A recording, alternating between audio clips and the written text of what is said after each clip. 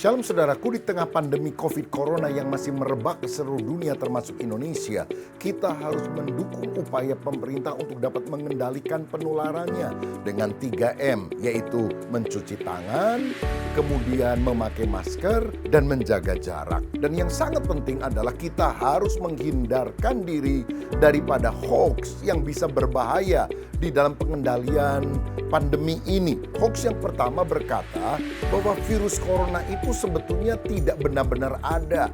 Itu tidak nyata. Itu hanya dibuat oleh kelompok konspirasi untuk menakut-nakuti orang. Apakah benar virus ini tidak nyata? Kalau kita lihat, sudah ada virus sejenis yang benar-benar nyata. Misalnya apa? SARS, kemudian MERS, dan yang sekarang ini COVID-19. Ini keluarga virus yang sama-sama menyerang pernafasan. Sehingga kalau orang berkata, ini cuma konspirasi, jangan pakai masker. Bukankah itu lebih membahayakan kesehatan? Karena banyak orang akan tertular. Yang kedua, ada hoax yang berkata termogan yang suka ditembakkan untuk mengukur suhu seseorang ke dahinya, ini bisa merusak otak. Karena ada sinar laser yang muncul, radioaktif atau radiasi yang akan merusak jaringan otak.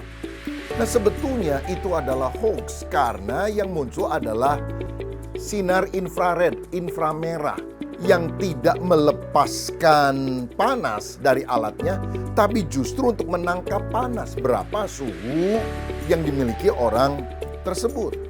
Nah, ada yang bilang lebih baik di tangan. Ternyata kalau kita lihat paling praktis yang gampang adalah di dahi.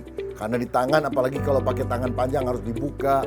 Dan bahkan seorang dokter pernah berkata bahwa akurasi di tangan agak kurang dibandingkan dengan di dahi. Sehingga akibatnya justru lebih membahayakan bila orang yang demam tidak terdeteksi.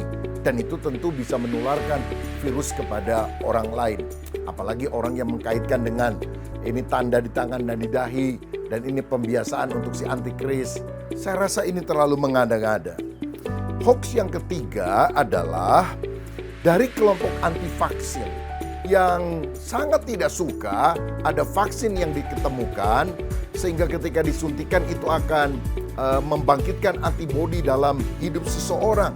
Dan mereka berkata di dalam vaksin itu sudah dimasukkan microchip yang sangat kecil untuk mengontrol data manusia sedunia. Dan itu adalah mark of the beast, tanda 666. Saudara sekalian, sejauh ini itu semua hanya asumsi yang tidak bisa dibuktikan. Jadi selama hal-hal itu tidak benar, jangan kita percaya kepada hoax tersebut. Tapi mari kita sungguh berdoa dan berupaya supaya pengendalian virus corona ini bisa diatasi. Oleh karena Tuhan memberikan hikmat, tapi juga karena manusia yang menyelidikinya. Tuhan Yesus memberkati.